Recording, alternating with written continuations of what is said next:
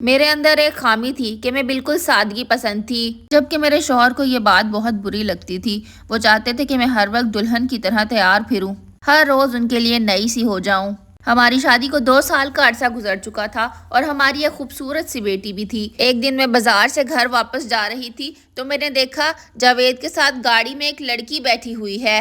جاوید اور وہ لڑکی ہنس ہنس کے باتیں کر رہے ہیں۔ وہ لڑکی بہت ہی خوبصورت اور بہت ہی ماڈرن ہے۔ جاوید نے اس کا ہاتھ بھی اپنے ہاتھ میں پکڑ رکھا تھا۔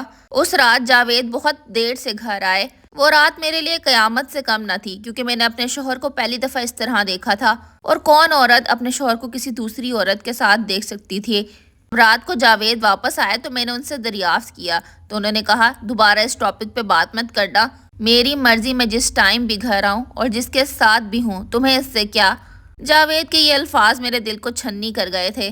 اب جاوید نے یہ ڈیلی کی روٹین بنا لی تھی۔ وہ روز رات کو دیر سے گھر واپس آتے اور میں ان کا انتظار کرتی رہتی۔ جاوید جو کبھی میرے ساتھ بہت اچھے طریقے سے رہتے تھے، اب وہ مجھ سے بہت زیادہ اکھڑے اکھڑے رہتے تھے۔ میں جاوید سے 10 سال عمر میں چھوٹی تھی۔ ہماری لائف بہت اچھی گزر رہی تھی، ویسے تو کسی چیز کی کمی نہ تھی، مگر جاوید اپنے ذاتی معاملے میں مجھے بولنے نہیں دیتے تھے، اور عمر میں چھوٹے ہونے کی وجہ سے میرے پاس تجربہ بھی زیادہ نہیں تھا، اس لیے میں ان کی کسی بھی چیز میں انٹرفیئر نہیں کر سکتی تھی۔ وہ اپنی طبیعت کے خلاف کوئی بات بھی برداشت نہیں کرتے تھے۔ اس واقعے کے بعد ان کے حوصلے بلند ہو گئے تھے۔ اب وہ ڈیلی روٹین میں گھر دیر سے واپس آتے تھے اور میں روز ان کا جاگ کے انتظار کرتی تھی۔ اب ہم ایک ہی گھر میں رہتے ہوئے بہت کم بات کرتے تھے۔ پہلے تو وہ مجھے گاڑی پر لے جایا کرتے تھے جہاں جانا ہوتا تھا، لیکن اب ٹال دیا کرتے تھے۔ ایک دن جاوید فجر کے ٹائم گھر آئے اور میں ساری رات جاگ کر ان کا انتظار کرتی رہی۔ جاگنے کی وجہ سے میری آنکھیں بھی سرخ تھیں اور میں بہت زیادہ غصے میں تھی۔ جب وہ واپس گھر آئے تو میں نے تلخ لہجے میں ان سے کہا کہ اگر آپ دیر سے آئے تو میں ابو کو بتا دوں گی۔ جاوید بھی آگے سے غصے میں بولے کہ اگر ابو کو بتایا تو میں تمہیں طلاق دے دوں گا۔ میں سوچ بھی نہیں سکتی تھی کہ وہ مجھے اس طرح سے کہیں گے، کیونکہ میں تو ایک ننھی سی بچی کی ماں بھی تھی۔ جانتی تھی اگر میں نے اپنا منہ کھولا تو کہیں مجھے اپنی بیٹی سے جدائی نہ سہنی پڑ جائے۔ اب یہ چیزیں روٹین بن گئی تھی۔ میں نے اب سونا شروع کر دیا تھا۔ میں رات کو سو جاتی اور جاوید خود ہی گھر آ جاتے، کیونکہ ان کے پاس گھر کی چابی موجود تھی۔ اب میں ایک دن رات کو سو رہی تھی، بہت گہری نیند تھی، اچانک سے دروازہ کھلا تو میری آنکھ کھل گئی۔ مجھے محسوس ہوا کہ کوئی اندر آیا ہے۔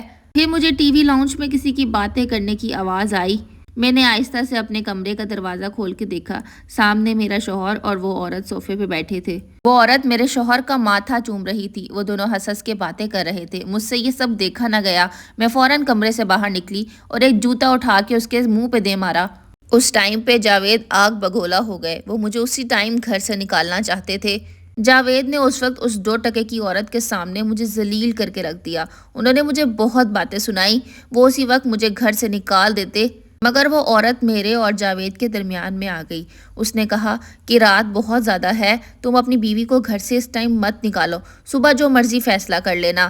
سچ کہتی ہوں، جب مرد اپنی خواہشات کے غلام بن جائیں تو پھر وہ انسان نہیں رہتے۔ اس دن جاوید بہت زیادہ جلاد بنے ہوئے تھے۔ میں ساری رات اپنے کمرے میں روتی رہی اور جاوید دوسرے کمرے میں اس عورت کے ساتھ عیاشی کرتے رہے۔ وہ 5 بجے ایک گاڑی اس کو لینے آئی اور وہ اس میں بیٹھ کر چلی گئی۔ جب وہ عورت چلی گئی تو اس کے بعد جاوید نے مجھے میرے گھر چھوڑ دیا اور بیٹی کو بھی مجھے ساتھ نہ لانے دیا۔ اس وقت ایسا تھا جیسے میرے اوپر قیامت ٹوٹ گئی ہو۔ میں اپنا دکھ بھول کر صرف اپنی بیٹی کے بارے میں ہی سوچ رہی تھی۔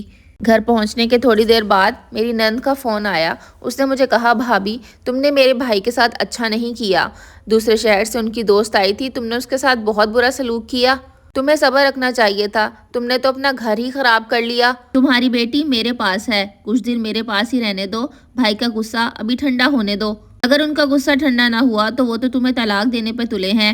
چپ کر کے میکے میں ہی بیٹھی رہنا اور اس معاملے کو اب زیادہ ہوا نہ دینا۔ میں اس معاملے کو جلد ہی سالو کرنے کی کوشش کرتی ہوں اور پھر تمہیں واپس گھر بلا لوں گی۔ نند کی ہدایت پہ عمل کرتے ہوئے میں چپ کر کے اپنے میکے میں ہی بیٹھی رہی۔ میری نند بیچاری بہت اچھی تھی، وہ میرا بہت زیادہ خیال رکھتی تھی۔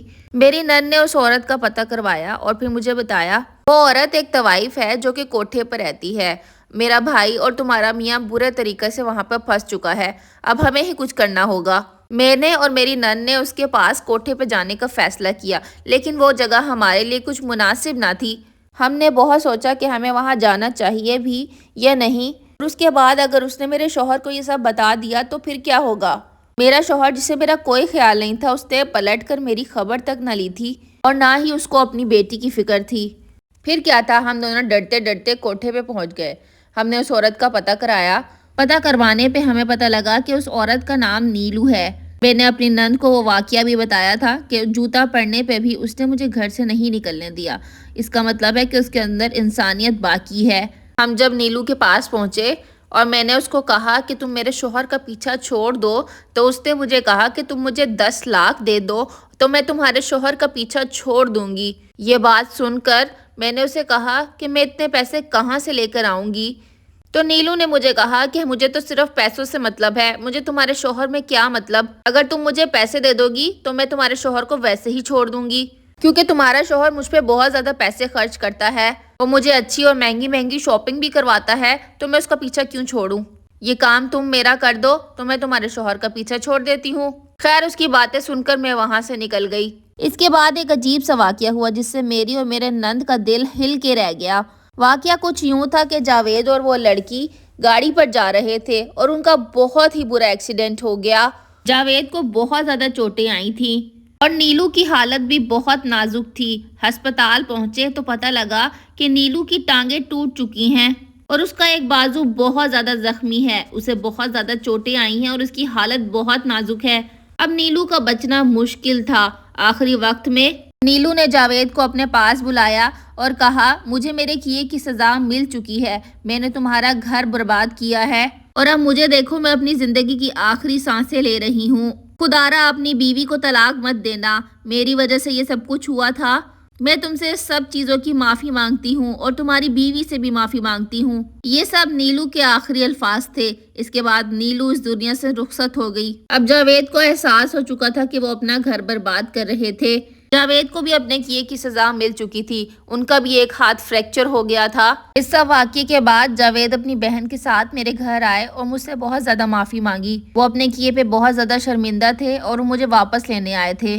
کیونکہ انہوں نے مجھے طلاق نہیں دی تھی اس لیے میں ان کے ساتھ واپس جا سکتی تھی۔ مجھے اپنی بیٹی کی بہت فکر تھی اور میں اپنا گھر برباد نہیں کرنا چاہتی تھی، تو میں خوشی خوشی ان کے ساتھ چلی گئی، کیونکہ اب ان کا چکر کسی عورت کے ساتھ نہیں تھا۔ ان کو اپنی غلطی کا بہت زیادہ احساس تھا اور انہوں نے قسم کھائی کہ میں دوبارہ ایسی غلطی کبھی نہیں کروں گا۔ اب میری شادی کو 10 سال ہو گئے ہیں۔ جاوید میری بہت عزت کرتے ہیں اور میرا بہت زیادہ خیال رکھتے ہیں۔ کبھی کبھی پرانی باتوں کو بھلا کر نئی زندگی کا آغاز کرنے میں بھی اپنا ہی مزہ ہے۔ ہمیں اس کہانی سے یہ سبق ملتا ہے کہ ہمیشہ ایک بات کو پکڑ کے نہیں بیٹھ جانا چاہیے۔ زندگی میں دوسروں کو معاف کر کے آگے بڑھنا ہی اصل کامیابی ہے، اور انسان تو ہے ہی خطاؤں کا پتلا۔ جب آدم سے خطا ہو سکتی ہے تو ہم کیا چیز ہیں؟